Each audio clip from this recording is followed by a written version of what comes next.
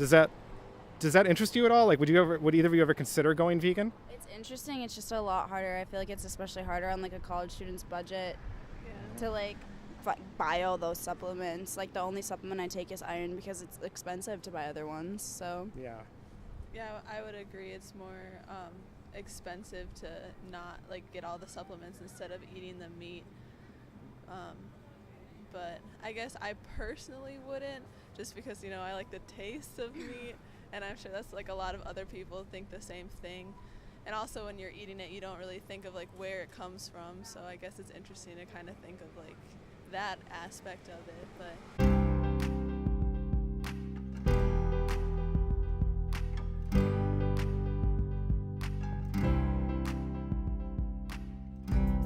What is the purpose of your life? What is your life's purpose? biologically reproduction. geez, to get a good grade in my classes. So we have biological reproduction and good grades in your classes. Are there any other? Biologically, like when you're thinking about it, like that's the purpose of humans' lives. But don't know what the purpose of my life is. Yeah, I just need good grades in my classes. Why is that? Why do you need good grades in your classes? To stay in my program, I need a good GPA And why does that matter? so that I can become successful in the future and do what I love. Yeah, like the pursuit of happiness, right? When it comes right down to it. Yeah, I just want to be happy, I guess. Great. Yeah, very well said. Would you agree with that? Yeah. Yeah. Okay. So what do you think that a pig's purpose in life is? Depends on whether you're vegan or not. And what are you? Are you vegan? I'm not vegan. I would say to be food, but yeah, I'm not vegan. That might offend some people, but I would say the same thing. So a purpose of a pig is like become pork chops or become bacon? Yeah, food chain, serve the animals above it. Yeah, I would say to serve the food chain. Yeah. So when I asked you your own purpose in life, you mentioned like the pursuit of happiness, right? But how would you feel if somebody put a purpose on your life? Like the day you're born, they say, at this age, you're going to be married to this person, and then at this age, you're going to die because we're going to kill you, and we're going to make profit off that. Would that be something you'd be okay with? Not really. Yeah, I feel like your life would be much more limited, and you wouldn't really live life to be happy. You would just live life by the standards that someone else has set for you. So I guess it wouldn't be as fulfilling as like the idea that you can choose what you want to do. Do either of you think it's possible that the pig might have the exact same purpose in life that you have to like pursue happiness? I guess so. I mean, I guess, but But then if you think about it the other way, if like animals, like if the food chain stops going, then it just messes a lot of things up. yeah, the species above it could die off if they depend on like pork as their main food item, I guess. Is that us? Are we right above pigs on the food chain? Well, we're above them, but maybe not right above them. Yeah, so we have other food options, right, that we can eat? Yeah. Yeah. So if we stop eating the pigs, will we die? I mean, no, it just gets harder for humans to get the nutrients that they need to sustain a livable life. I would agree with that. Like what nutrients in particular? Do you know? I mean, it's harder to get iron when you're not eating as much meat. Like, I have an iron deficiency, so that would be very difficult for me. Yeah. I would Anything else besides iron? I guess I haven't really thought of it. I don't know if pigs have protein or anything, but Yeah, they have lots of protein, sure. okay, so I would say protein. That's a good source of protein, and then iron. Yeah. Do you know where like animals like pigs and chickens and cows, like where they get their iron and where they get their protein? I'm guessing food that they are fed on purpose, like from whoever, just to like make them Yeah. good enough to. I guess it depends on like where they like grow up, because if they grow up on like a farm that like is gonna kill them for produce, then they'll feed them food that is high in like protein just so that they get bigger for us to eat. So they kind of supplement them. Yeah, I would say so. Well, you know, all these animals, they're actually herbivores. So everything they eat are plants. So like the cows and the pigs and the chickens, they all get their protein and their iron and their like vitamin B12 and all the nutrients that we eat animals for, like they get those same nutrients from eating plant products like grass and leaves and soy and corn and things like that. Does that make sense to you? Yeah, like dark green plants have a high source of iron, I think, and protein too. Yeah, and protein. And beans have a good source of protein as well. And like tofu, which is just fermented soybean. Or actually, sorry, not fermented. That's tempeh, is fermented soybean. But yeah, so we have protein and vitamins and iron from plant sources too. Like one of the highest sources of plant iron is red kidney beans. You know, does that interest you at all? Like, would either of you ever consider going vegan? It's interesting. It's just a lot harder. I feel like it's especially harder on like a college student's budget to like buy all those supplements. Like the only supplement I take is iron because it's expensive to buy other ones. So yeah, I would agree. It's more expensive to not like get all the supplements instead of eating the meat. But I guess I personally wouldn't, just because I like the taste of meat, and I'm sure that's like a lot of other people think the same thing. And also when you're eating it, you don't really think of like where it comes from. So I guess it's interesting to kind of think of like that aspect of it. But I also grew up in like northern Minnesota, and my dad like learned hunting as a way to bond with his father. So it's just something in our family. Yeah, I want to respond to both of those things because they're both really good points. But like the convenience factor and like the cost, I would just encourage you, like there are just as many expensive ways to eat vegan as there are really cheap ways to eat vegan. Like beans and rice and potatoes and corn, and like these products are some of the cheapest products calorie per dollar that you can get, right? I mean, they're even cheaper than dairy, they're cheaper than beef, they're cheaper than pork, just anything, even like the cheapest cuts of meat you can get. Like vegan foods are still often much cheaper, like whole fruits, whole vegetables, things like that. On a college student budget, I know it can be hard, and oftentimes if you eat in a cafeteria, like your options are limited. My 6 years in college, like I ate vegetarian primarily. It was actually kind of hard for me to, I had never considered veganism at that point. But I would just say, like, if you're interested in kind of the ethical side of things, like do a little bit of your own research. Don't take my word for it, because like I don't know what your budget is, I don't know what you can afford. But if you want to eat vegan really cheap, there's like plenty of ways to do it. But the issue with like culture, right? Like you grew up in a family where like hunting was kind of promoted and like eating animals. Like I would just ask you kind of a basic question, like if something is culturally appropriate, does that mean that it's like morally acceptable? I mean, not necessarily, but if the animals, like if the deer if the wolf population isn't controlled, then they can go after a bunch of deer. If the deer population isn't controlled, then like, I don't know, I guess there's no problem with that. But like my dad is in the hunting lottery every year for like bigger animals like wolves and stuff like that that kill the deer population. So I think it's just population control hunting kind of. Yeah. So when you buy meat at a grocery store, like when you eat it at a restaurant, is that coming from hunted animals? No, it's coming from factories. Yeah. And do you guys know about the conditions on factory farms? Yeah, I've seen the videos. Yeah, and like if you honestly, both of you said right now, like, I'm going to go vegan except I'll eat hunted meat on occasion, or I'm going to go vegan except I'm going to do. She right there is a vegetarian, actually. Oh, fantastic! Hi there. I'm actually one of her best friends. You are, yeah. Hi, Nice to meet I'm you. Sean. I'm What's just going interviewing on? them. Yeah, Oh, just interviewing sweet, them. Yeah, sweet. cool. Okay. Yeah, we like we could say that maybe we're improving, right? Like if you said like I'm only going to eat hunted meat, I'll never eat anything out of a restaurant or anything out of a store because that's like horribly treated animals, like, but that's not really the situation, right? We're talking about something very different. Like I think a lot of people like might decide to like justify, right? Like I'm going to eat meat because like hunting is okay, but that's not really where a majority of the meat that we eat comes from, right? Yeah. Yeah. So what would you say, like currently, if I was just to ask you, like, what is your biggest roadblock currently to going vegan? Like, what do you think would be the hardest thing about it? First of all, I don't have my own like apartment to cook in right now. I live in a house where we don't allow access to the kitchen, so I just eat whatever is made for me.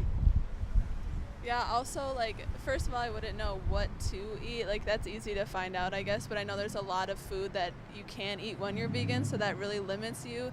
And then eating in the cafeteria, you're already limited of food choice, so I feel like you'd just be too restricted. Yeah. Personally. Yeah, I mean, I wonder what would happen. I wonder what would happen if you went to the person that was preparing the food in your kitchen. You said, "I've decided to go vegan. I don't eat any animal products." Like, what would they say? There are options. There are some vegan girls in the house, but it's not like a substitute option. It's not like, oh, you're vegan, like we're gonna make you this instead. It's like, okay, we're gonna pull these things out of the food and add a couple more things into it. So it's just harder. Yeah, I totally get that. There's a sort of an inconvenience factor. Yeah. Yeah, I also hear like from other because I have a couple of vegan friends that I hear that the thing that they miss most is like they say that the food that they eat now, like cupcakes for example, like vegan cupcakes aren't as like tasteful as regular cupcakes. Okay. So I hear a lot like they miss that part of it by being vegan. So I don't know.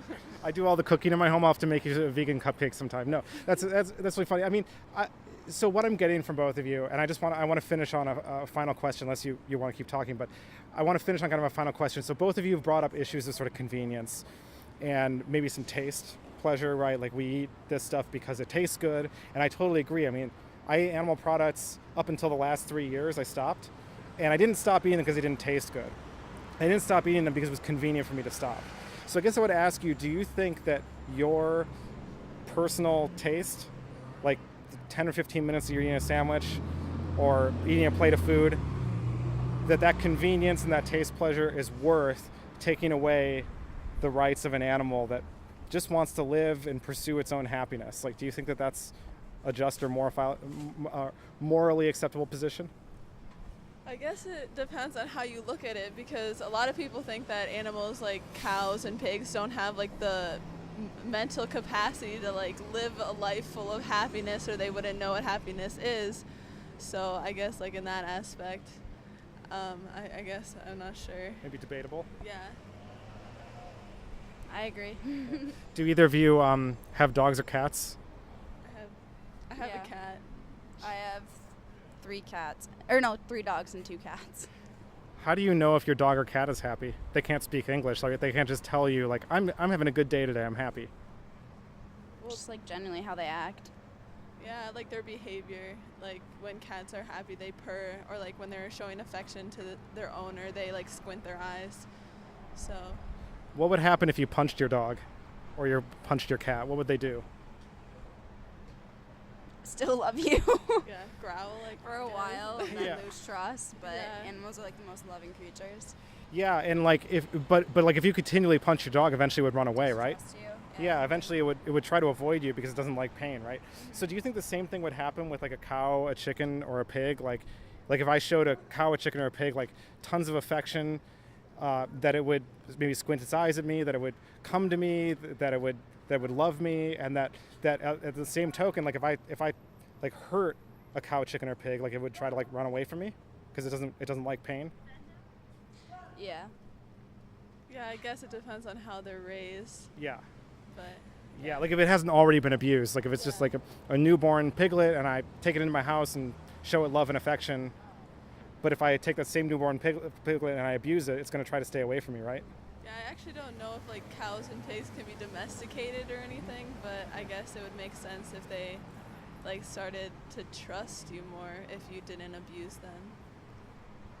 Yeah, I don't know. I guess my question would be if animals were never like hunted or killed for like meat and stuff like that, there'd be a large population of animals. Like versus now, where would we put them? Yeah.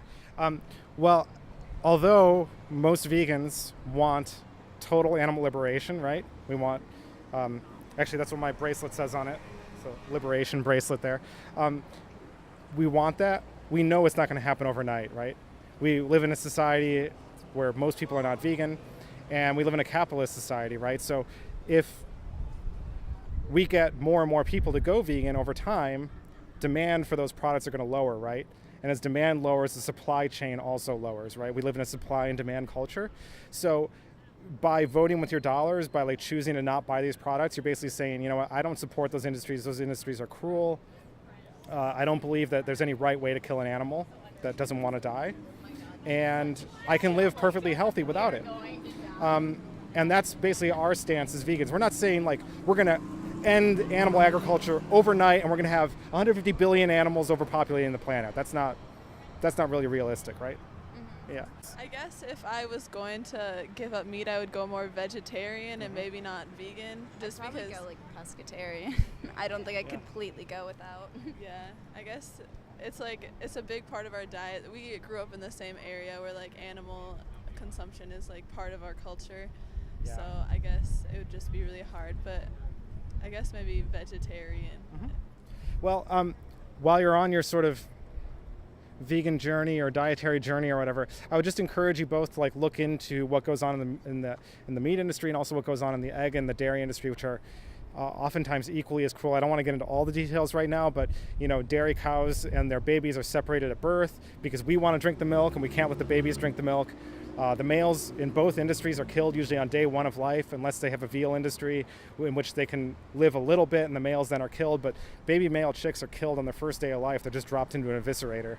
And the footage is unbelievable. The footage is unbelievable if you've ever seen it before. It's really, really shocking. So the meat, the dairy, and the egg industry, they're all the same industry. So we always like to encourage people to kind of go all the way, but whatever way is best for you. The idea is like fish still feel pain, like we see it. There's been studies, like they have personalities, they feel pain, they don't want to die, just like humans. So although we're very different from these animals, the things that we have in common are often the most important things, right? Like fish feels pain the exact same way that humans feel pain. We don't like it, and we try to avoid it, and we want to live and we want to procreate and we want to keep our species going. And so by raising these animals into existence just to kill them or just to drink their milk or just to eat their eggs, I don't think it's really a morally justifiable position. So hopefully I've made you think a little bit today.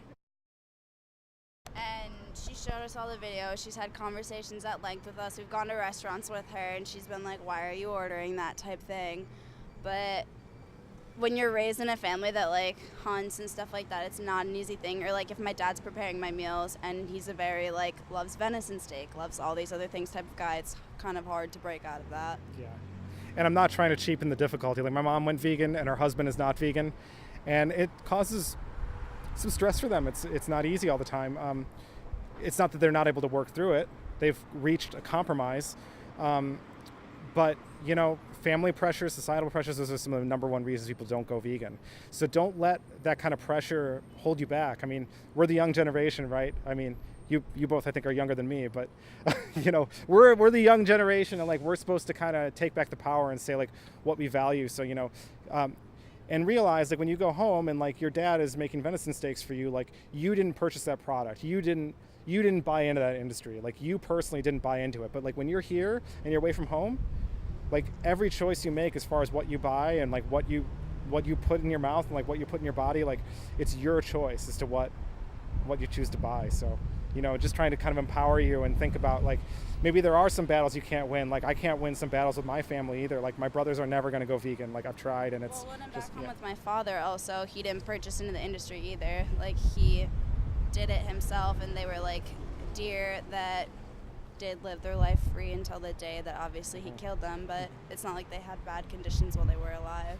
Yeah, so I think it is a different situation. Whether or not I think that's ethical is sort of inconsequential. It's really about your decision and how you want to engage with this movement. Because I think both of you are like sympathetic and like empathetic people, and you have like really reasonable views. I mean, you don't agree with animal abuse. Like if I had a dog here and I started punching it, you would stop me, right? I mean, you wouldn't want me to do that because you feel bad for the dog.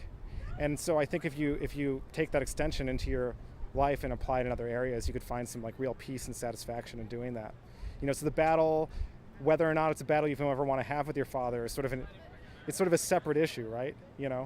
Like I go home for Thanksgiving and they have a dead bird there, and I don't agree with that, but I'm not going to like divorce my family because they don't agree with me on that particular issue, right?